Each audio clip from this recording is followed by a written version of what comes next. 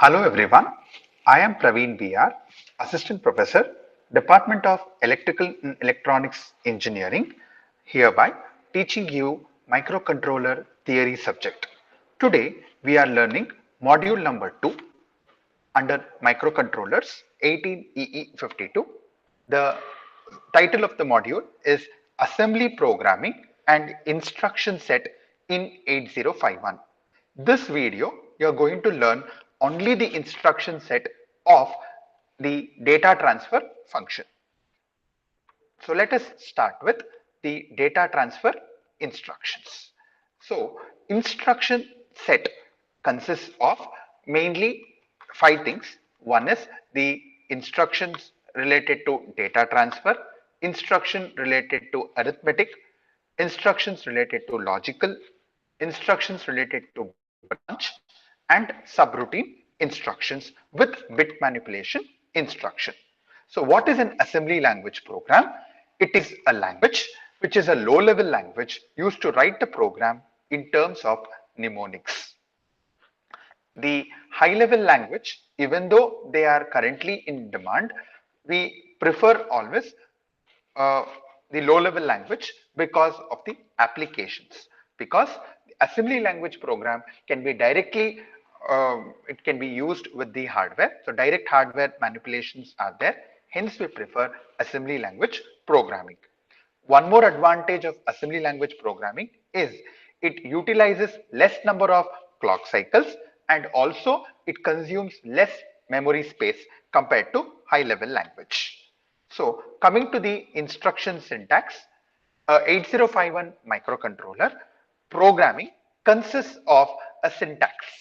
Syntax is a general format. So what is a general format? It is opcode, destination, comma, source. So whenever I talk about opcode is the mnemonics what we are going to apply. So what do we mean by a mnemonic?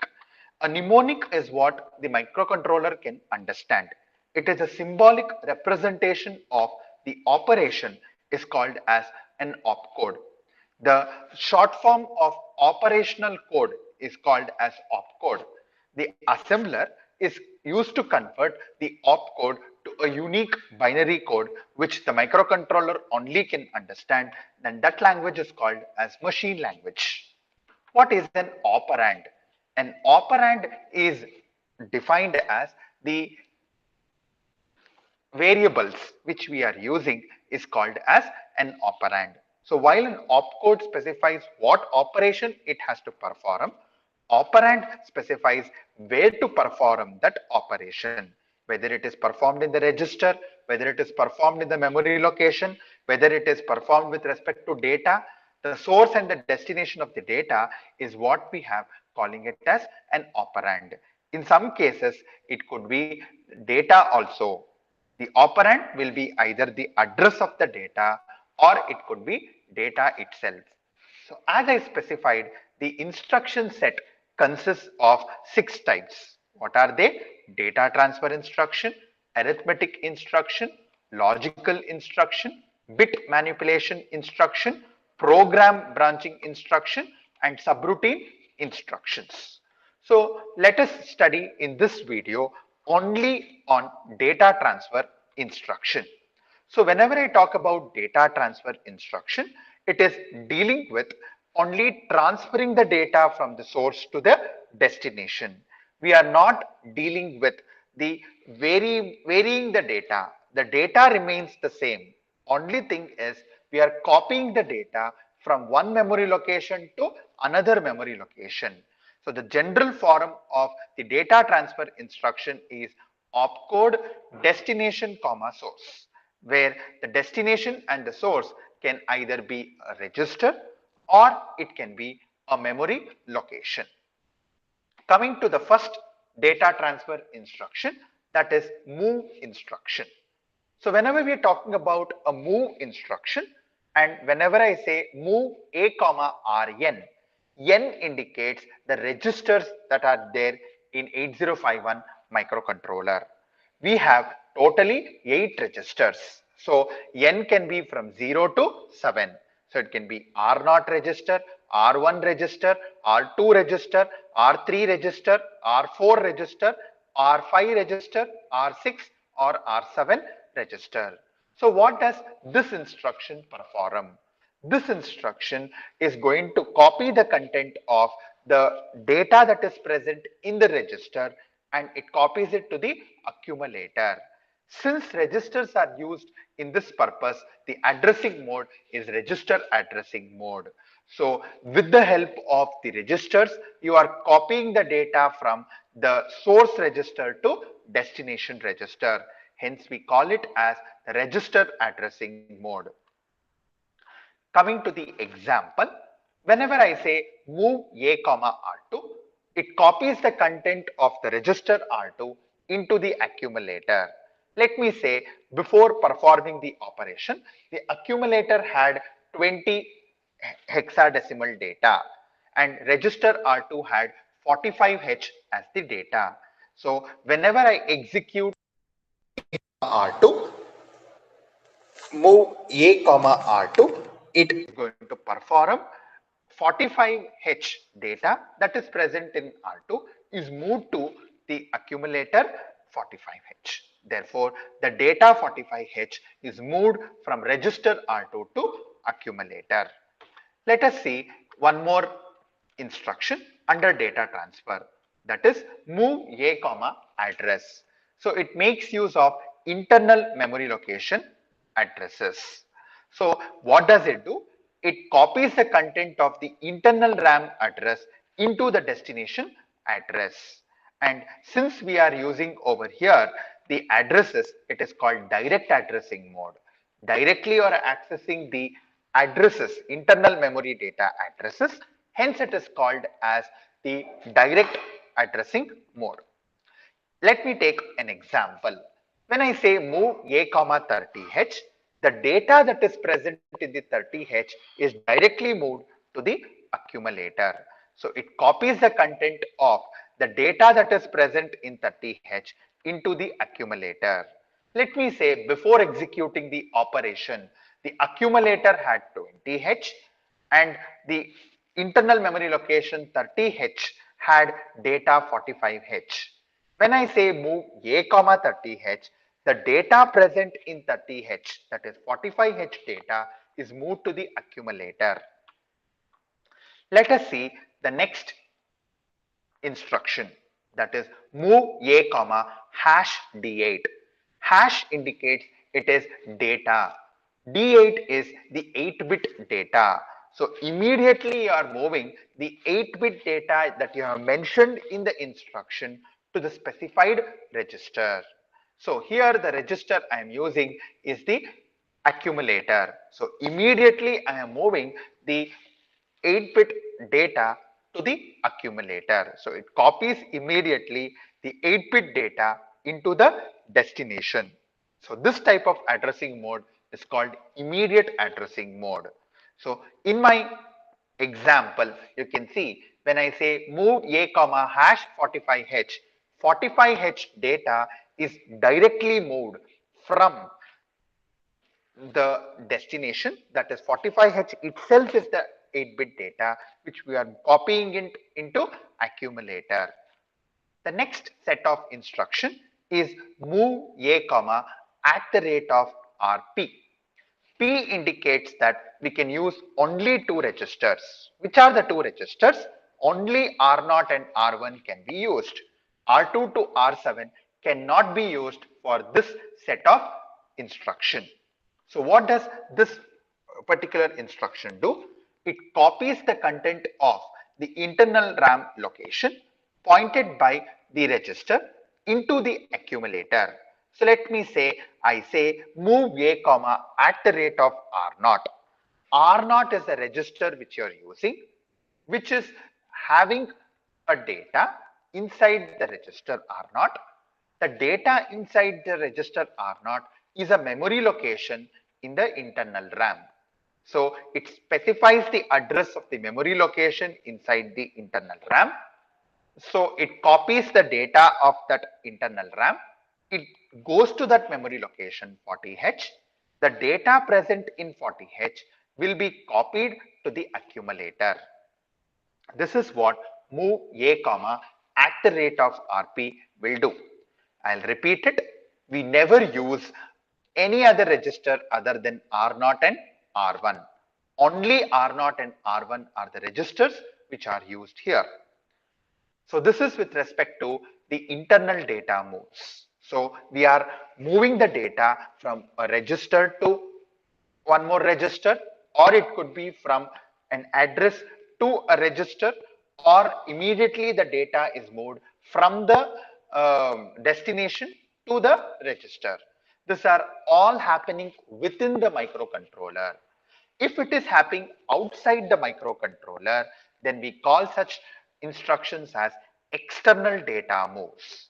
External data moves are related to, we are pointing out towards the external memory location. What do you mean by external memory location? External memory location is outside the microcontroller. I may be using the space outside the microcontroller. I'm pointing with respect to the external memory location. Who points it? It is data pointer who points to the external memory location. And data pointer is given by DPTR. DPTR is a data pointer which is a 16-bit register which always points towards the external memory location. So whenever I have an instruction which says move x a comma at the rate of DPTR, at indicates that it is an indirect addressing mode. The data that is pointed by the data pointer is the data which is present in the data pointer is external memory location data. You go to that external memory location, the data present in that external memory location, you copy it and you paste it in accumulator. So whenever I say move x a comma at the rate of DPTR, it copies the content of the external RAM address stored into the register DPTR, and then it stores it into the accumulator. So let me give you one example. When I say move x a comma at the rate of DPTR, your data pointer will be pointing towards memory location 8000. So it will go to 8000 H memory location. The data present in 8000 memory location is 45 H, which is copied to accumulator. So it is called indirect address mode. In an indirect addressing mode, it is going to, the data pointer is going to specify the external memory location address. It goes to the external memory location address. It points towards the external memory location. The data present in the external memory location is copied to the accumulator. So this is what we call it as external data moves. Now, let us see what is code memory data moves. Code memory is with respect to program counter and data pointer. We are going to consider the data that is present in the data pointer and the data that is present in the accumulator. Both the data are going to be added, and that data which is added is going to specify the memory location. Such type of addressing mode is called index addressing mode. Let me say my data pointer is pointing towards 8000 H memory location. The data present in the accumulator is 20. So 8000 plus 20 is 8020. So your data pointer will be pointing towards 8020. So the data present in 8020 is 45 H, which will be transferred to accumulator. So this type of instructions are called as code memory data moves. So we are taking help of 16-bit registers. What are the 16-bit register? Data pointer is a 16-bit register and program counter is a 16-bit register. So with the help of program counter and DPTR, we are going to perform the operation. So as I told you, here the program counter is pointing towards 5000 H memory location. So 5000 plus 20 is 5020. It goes to 5020 H memory location. The data present in 5020 is 45, which will be copied to accumulator. So this is what we call it as the external data moves. Now, in this data transfer instruction, what you have understood is you are moving from the source address to the destination address. So one of the data is not permanent. Now, what we do right now is we'll concentrate on data exchange instruction. What is data exchange instruction? Here, the data that is present in the source is moved to the destination. The data that is present in the destination will be moved to the source. Such instructions are called as data exchange instruction, and we use the opcode XCH. So what does XCH instruction perform? It exchanges the data between the two registers. It could be accumulator and general purpose register. It could be between accumulator and the address. It could be between accumulator and it could be between the specified data pointer, like that. So let us see the first one. XCHA, RN. The general purpose registers are R0 to R7, 8 general purpose registers we have. So it moves the content from the general purpose register to the accumulator and from the accumulator to the general purpose register. So whenever I say XCHA, R4, the data present in R4 is 45H. The data present in accumulator is 20H. When I execute XCHA, R4, the data present in R4 is moved to accumulator. The data present in accumulator is moved to R4. So they exchange the data between accumulator and R4 is called as data exchange instruction. Now let us see how to exchange the data between accumulator and the address. Here the address we are using is only internal RAM memory location address. So it exchanges the data between accumulator and the memory location. So whenever I say XCH A, 30H, what does it do? It is going to move the data from 30H memory location to the accumulator and from the accumulator to 30H. So it is bidirectional. The data is moved from accumulator to 30H and from 30H to accumulator. So that is bidirectional. Data transfer instructions are unidirectional and data exchange instructions are bidirectional. Let us move to the third one, which says XCH A, at the rate of RP. Whenever I specify P, it indicates that I can use only two registers. It is R0 and R1. So what does this instruction do? The register that you are specifying, it could be R0 or it could be R1. The data present in R0 will have the address of the internal RAM memory location. It goes to that internal RAM memory location. The data that is present in the internal RAM memory location will be copied and will be transferred to the accumulator, and the data present in the accumulator will be transferred to the data that you have specified in register R0 memory location. So here 20H is the data that is present in the accumulator. R0 is having 40H data. So 40H is the internal RAM memory location. It goes to 40H. The data present in 40H is 45H. So 45H and 20H are the two datas. So the data transfer happens between A and 40H. The data present in 40H will be transferred to accumulator and data present in the accumulator will be transferred to 40H memory location, and that is called XCH A, at the rate of RP. Coming to the last one, XCHD.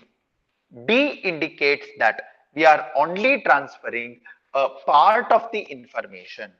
Whenever we are talking about an 8-bit data, there are totally 8 bits. 4 bits are the lower nibble and 4 bits are the higher nibble. If I am only exchanging the lower nibble, keeping the upper nibble data as it is, then it is called as XCHD. Let me say I have XCHD A comma at the rate of R0. R0 is specifying 40H memory location. In 40H memory location, I have 75H. 7 is called as the higher nibble. 5 is called as the lower nibble. In accumulator, you have 62, where 6 is called the higher nibble, 2 is called the lower nibble. If I am exchanging 2 and 5 between accumulator and 40H, then we call this as XCHD instruction. So this is with respect to the exchange instruction. Coming to the stack pointer, stack is defined as the temporary memory location which is used in the microcontroller. Why do you use this temporary memory location? It is used to store any number of data for a shorter period of time. So to bring it from a particular memory location to the stack, we use push instruction. Push instruction is going to bring the data from a register to the stack. When I say stack, this instruction is used when the data has to be placed onto the stack. So stack is defined as a register. I call stack as a memory location. Which is going to store the information in a format called last in first out. Means the data which you are feeding last will pop out of the stack first, and to represent it we have what we call it as stack pointer. So a stack pointer is a register which always points towards the data that is present in the stack. So the stack pointer register gets incremented before the data is stored onto the stack, and then it stores the data. So let us see the push instruction. So whenever I'm talking about push 30H, the data that is present in the 30H memory location, it goes to 30H memory location. The data present in 30H is 45H. The 45H will be moved to the stack. So before it goes to the stack, it is going to increment the stack pointer.